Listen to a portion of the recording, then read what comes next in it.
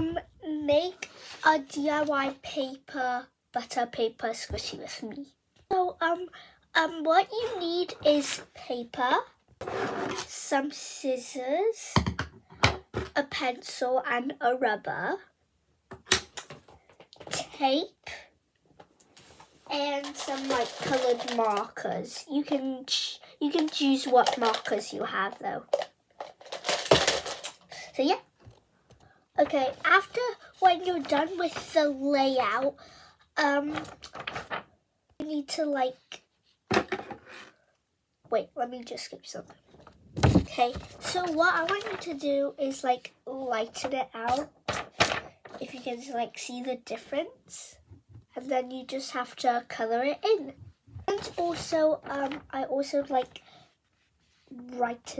these, but I didn't write salted and net WT113G because those letters were too small, and I'm gonna lighten these letters again.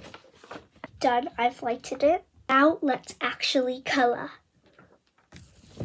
Okay, I'm done with this butter thingy, and now I just have to tape it on.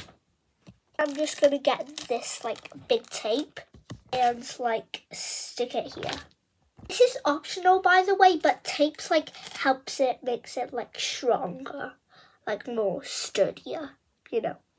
I'm done, and now it looks very shiny. Now we just have to cut this. That's done, and now we need to fold it. So when you're done folding it, you need to tape the sides.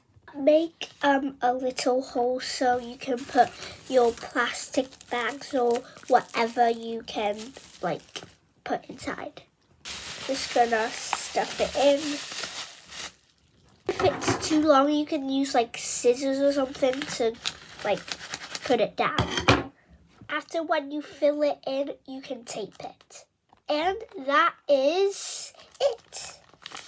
And here is your DIY paper butter squishy. And you can actually make designs do a heart, but I would just do a normal one.